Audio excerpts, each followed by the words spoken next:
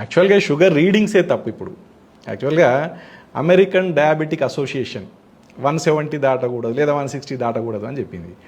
అదే అక్కడ American college of physician, అంటే మన దగ్గర పౌర హక్కుల సంఘం లాంటిది అని అనుకుందాం.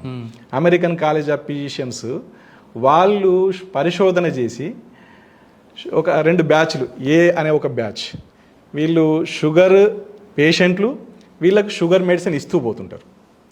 బి షుగర్ పేషెంట్లు, వీళ్ళకు షుగర్ మెడిసిన్ కాకుండా ఊరికే ట్యాబ్లెట్స్, అంటే ప్లేసిబో ఎఫెక్ట్, ఉత్త ట్యాబ్లెట్లు ఇస్తుంటారు.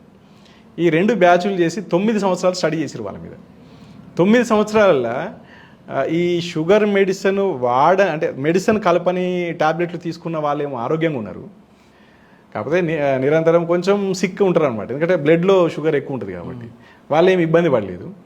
మెడిసిన్ తీసుకుంటున్న వాళ్ళు ఏ రోజుకి ఆ రోజు రిలాక్స్గా ఉంటారు, కానీ అంతిమంగా వీళ్ళకు పార్కిన్సన్స్, పక్షవాతం, హార్ట్ అటాక్, రకరకాల సమస్యలు వీళ్ళకే వచ్చినాయి.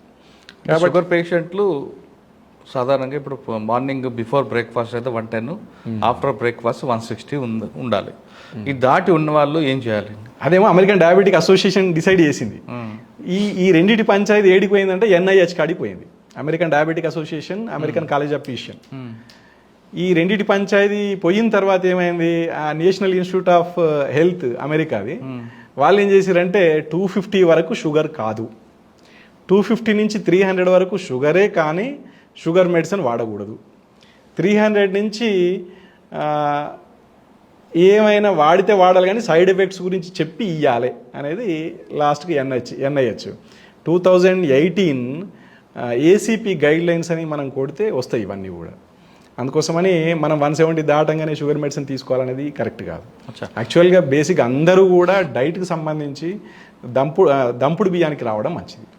దంపుడు బియ్యంతో పాటు మీరు అన్నట్లు అన్ని ఫ్రూట్స్ తింటే ఇంకా మంచిది. అంటే ఫస్ట్ డే షుగర్ ఎక్కువ వచ్చినట్లు భయపడక్కర్లేదు. అసలు షుగర్ చూసుకోవాల్సిన అవసరం లేదు. ఓకే, హెల్త్ చెప్తుంది మనకు. షుగర్ గురించి కాస్త పక్కన పెడదాం.